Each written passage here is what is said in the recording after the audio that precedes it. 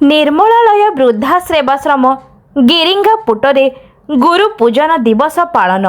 ଗୁରୁ ପୂର୍ଣ୍ଣିମା ଉପଲକ୍ଷେ ଇଞ୍ଜିନିୟର ଦିଲ୍ଲୀପ କୁମାର ପଟ୍ଟନାୟକ ଓ ଡକ୍ଟର ନାରାୟଣ ମହାପାତ୍ର ଶ୍ରୀ ଜଗନ୍ନାଥ ସଂସ୍କୃତି ପ୍ରଚାରକଙ୍କ ସଂଯୋଜନାରେ ନିର୍ମଳାଳୟ ବୃଦ୍ଧା ସେବାଶ୍ରମର ଅଧିବାସୀ ଅବହେଳିତ ବରିଷ୍ଠ ଗୁରୁଜନ ଓ ଛୋଟ ଛୋଟ ପିଲାମାନଙ୍କ ସହିତ ଗୁରୁ ପୂଜନ ଦିବସ ପାଳନ କରାଯାଇଛି।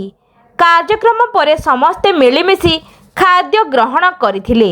ଆଷାଢ଼ ମାସର ପୂର୍ଣ୍ଣିମା ଗୁରୁ ପୂର୍ଣ୍ଣିମା ବା ବ୍ୟାସ ପୂର୍ଣ୍ଣିମା ଭାବରେ ପାଳିତ ହୋଇଥାଏ। ଏହା ବିଶେଷତଃ ହିନ୍ଦୁ, ବୌଦ୍ଧ ଓ ଜୈନ ଧର୍ମାବଲମ୍ବୀମାନେ ବହୁ ଉତ୍ସାହ ଓ ଉଦ୍ଦୀପନାର ସହ ପାଳନ କରିଥାନ୍ତି।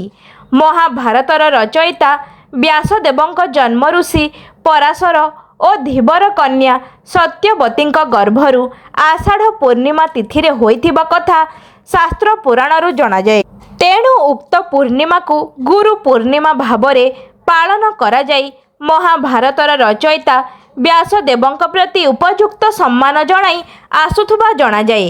ଏହି ଦିନ ମଠ, ମନ୍ଦିର, ଗୁରୁକୁଳ ଆଶ୍ରମ ଗୁଡ଼ିକରେ ବିଶେଷ ପୂଜାର୍ଚ୍ଚନା କରାଯାଇ ଗୁରୁମାନଙ୍କୁ ଭକ୍ତି ଓ ସମ୍ମାନ ପ୍ରଦାନ କରିବା ହେଉଛି ଏହି ପରମ୍ପରାର ବିଶେଷ ମହତ୍ତ୍ୱ।